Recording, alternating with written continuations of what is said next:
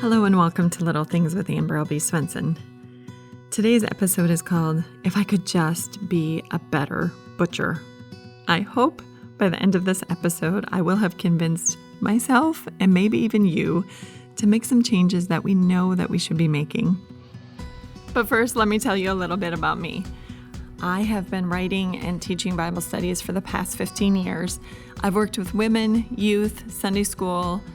I've been blogging for Time of Grace since 2017. I've written 2 books for them. Really what you need to know is that I love the Lord and I love the Word of God. And I find that the deeper I go into the Word of God, the more astounded I am that He loves us and that He notices us and that He cares so deeply about our lives. And my role is really to get people into the Word and to show them how awesome it is and to really get them to a place that they want to know and love God more. That's kind of my mission in life in a nutshell.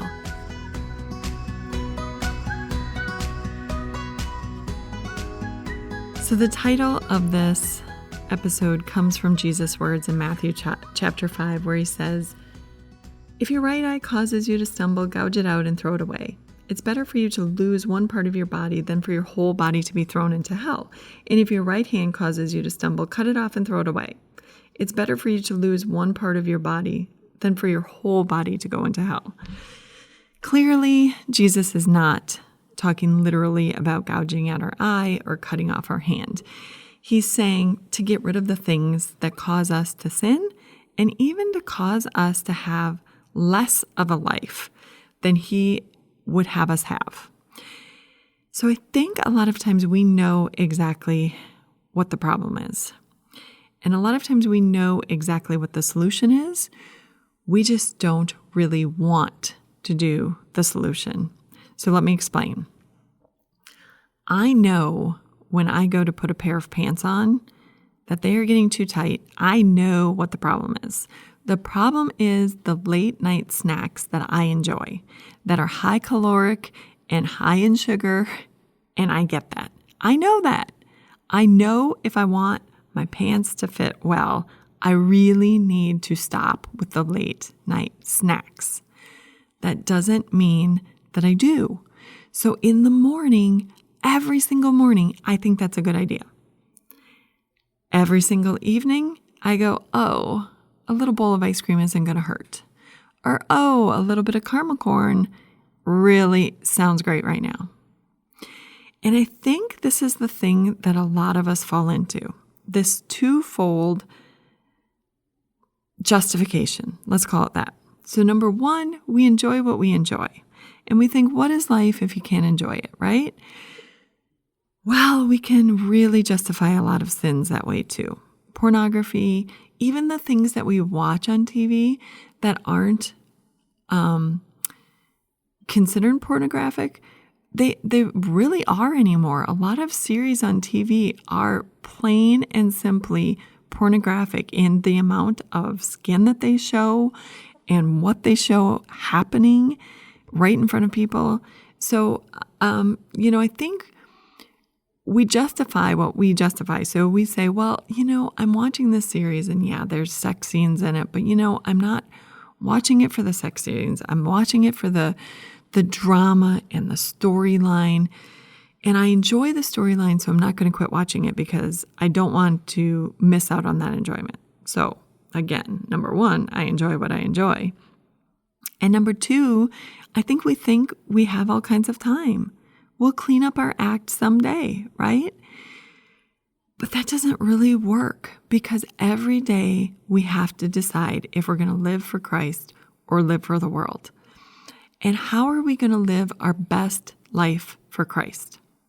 Maybe like me, you've got sucked into a lot of series on Netflix or Amazon Prime where season 1 is pretty harmless.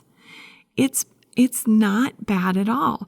But going on, the further you go along, the more a worldly worldview comes in, the more things that are offensive to God, whether it's language, using God's name in vain, nudity, sexuality, whatever it is, they come in later seasons and it upped the antes even more. It goes from this pretty harmless TV series to all of a sudden being something that you know you shouldn't be watching. The problem is you got sucked into season 1 and now you don't want to give up on the plot. You want to find out what happens to the characters.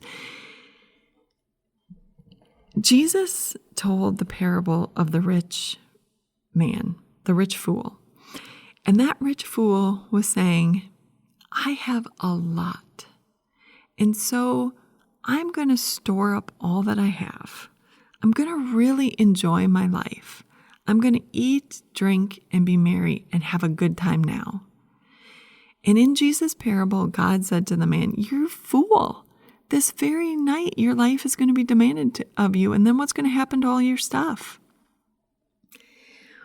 We really lose track of the big picture so often. We don't really think it matters that we, like in the examples I use, that we spend an evening in front of the TV. We don't really think it matters that we, are eating these high caloric snacks or whatever. But little by little, day after day, it matters. And this is why. Because every day we make choices, and those choices add to or subtract from what we want to accomplish. So at the end of my life, will it matter how many Netflix series I watched? Well, it might. Because what else could I have been doing during that time? I could have been visiting with my neighbor. I could have been praying. I could have been calling widows. I could have been writing Bible studies. I could have been doing a lot of things in God's kingdom instead of sitting in front of the TV. And yeah, sure, an hour or two a night doesn't add up to much, but it adds up to a lot. Because, every book that I've written has come down to an hour or two at night. And over time, it adds up. What do I want my life to amount to? How do I want to spend my life? It's funny, just the other night, I had this thought. It was about 9:15 at night, and I thought I could spend 45 minutes cleaning right now, and I could probably get quite a bit done. And you know what? Even though I thought that, I decided I didn't want to do that. It was the end of the day. I was feeling tired. I decided I wanted to sit down and watch a show instead. And that's what I did. And the next day, when I had a house full of people, because my children had invited friends over, I was thinking how much better it would have been had I chosen to clean for 45 minutes the night before. Every day comes down to a whole bunch of choices. And we can decide how we want to spend our life. God gives us that freedom. And the question is, are we going to spend it well? Or are we going to whittle it away, little by little, hour after hour each day? I was writing a Bible study for Matthew. I've been in the book of Matthew for a year now with my women's Bible study group. We're going through it slowly, chapter by chapter. And I was in Matthew 10, there's a verse that says, if anyone will not welcome you or listen to your words, leave that home or town and shake the dust off your feet. Truly, I tell you, it will be more bearable for Sodom and Gomorrah on the day of judgment than for that town. And as I was reading through the People's Bible commentary on it, it said that passage and others like it in the Bible suggest that there will be different levels of hell. And that on the flip side of it, there will also be different levels of heaven. So I looked up another passage. In Luke chapter 12, verses 47 and 48 says, the servant who knows the master's will and does not get ready or does not do what the master wants will be beaten with many blows. But the one who does not know and does things deserving punishment will be beaten with few blows.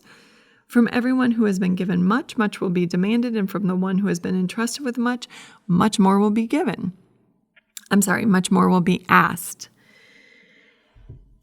That was very sobering for me because God gives us our talents and our abilities, and then we are to steward them. So if I take the talents and abilities that he's given me and I watch TV every night, that's how I'm using my talents and abilities. On the same token, I can use those talents and abilities to further God's kingdom as I work on things to bring other people to know Christ. And again, it comes down to, what do I want my life to have amounted to? Do I want it to amount to hundreds of hours in front of the TV? Or do I want to limit the time I spend in front of the TV and instead be putting hundreds of hours into God's kingdom and into things that actually have an eternal value? The writer of Hebrews told us to throw off everything that hinders and the sin that so easily entangles. Because, I have found this is not a one-time battle. I will fight a good fight one day, and the next day I'll fall off the bandwagon again. Or today I'll make a good choice and I'll be super discerning, but tomorrow, not so much. This is going to be a lifelong thing. And I think what we need to do is just become better butchers. We need to be able to notice the source of distraction. For me, it really does come down to distraction. I can be very easily distracted. I have a whole list of things I want to do in God's kingdom. And I can very easily be distracted from doing those things. And it become I will do this someday instead of doing it now. Well, this is a problem. I am not promised someday. I may only have a few more days or a few more years. Only God knows. And don't I want to use the time that I have in the best possible way for God's kingdom? I do. Toby Mack has memes that he puts out all the time. I'm sure he has a team. I'm sure it's not just him, but they're called Speak Life. And I just love these memes. I really gravitate towards them. And I picked out 3 of them today that I think really speak to this topic. The first one says, "You are allowed to outgrow people." And I think it's really important that we realize that not everybody is good for us spiritually. And I mean even Christians. I have some Christian friends who I have a ball with, who I have said to them, if you were in my life more often than you are, I might go to hell. Because we tend to get very sarcastic and we laugh a ton, but at other people's expense, and things go downhill fast. And so I have recognized that it is important for me to limit my time with those people because honestly, I want to be around people who really are propelling me forward and holding me accountable and encouraging me to do more in God's kingdom instead of being out for a good time. So it's important that we realize that we don't have to stay around the same people all the time. And they can still be our Christian friends. We can just limit the amount of time that we spend with them. The second quote is, often the easiest way to solve a problem is to stop participating in the problem. So here's a problem that I had. I have not always been a very good housekeeper. And I have recognized, just as I admitted earlier, that a lot of times that comes down to my choices. I choose not to clean my house. I choose to do something else instead. But the problem comes in when other people stop over at my house, and I want my kids to bring their friends home. And if I want that, then it's up to me to keep the house clean so that I feel comfortable with them having their friends over. So the way for me to no longer have this problem is to stop participating in the problem, to stop making choices that lead to my house being a mess. And that has been it's taken effort on my part to make different choices, but my house is considerably cleaner today than it has been in the past. And I hope to keep making better choices to make that an okay, or better. I want my house to be somewhere where people can stop over and I can invite them in without feeling like I'm going to die of embarrassment. And because of that, I am trying to quit participating in the problems that keep me from cleaning my house. I've realized that hospitality is a big thing in God's kingdom, and it's a big way that we can have influence over people. So that problem is easily solved in me making better choices. The third quote from Toby Mac says, "Despite popular opinion, there is no fence between hell and heaven." And we want there to be a fence. We want to have one leg in hell and one leg in heaven. We want to enjoy the grace God gives us, but still make those choices. We want to watch those series that may not have their best language or a worldly or good, godly Christian point of view. We want to enjoy our life and have the freedom in Christ to do what we want to do, but we want to be saved. The Apostle Paul in Philippians 2 said, "Therefore, my dear friends, as you have always obeyed, not only in my presence, but now much more in my absence, continue to work out your salvation with fear and trembling. For it is God who works in you to will and to act in order to fulfill his good purpose." The Apostle Paul is saying, look, every day, work out your salvation. That doesn't mean earn your salvation. It means work it out. It means make better choices. With fear and trembling, knowing that it is very easy to get sucked into things. And those things, little by little, over time, whether it's the music that we listen to, the things that we watch on TV, the people we hang out with, whatever it is, little by little, they can erode our spiritual life so that we are in danger of hell. There is no fence between heaven and hell. We don't get to sit on that fence and enjoy the pleasures of hell and then go to heaven. We are to be living as Christians. The Apostle Paul also said in Philippians, live a life that is worthy of the calling that you have. Live a life worthy of the gospel. We don't want, as Christians, to just fall into being part of the world. We are to be the salt. We're to live apart from the world. We are to be good stewards of the gifts that God has given us, and that means making better choices. So I hope, like you, like me, I hope that all of us will start to become better butchers.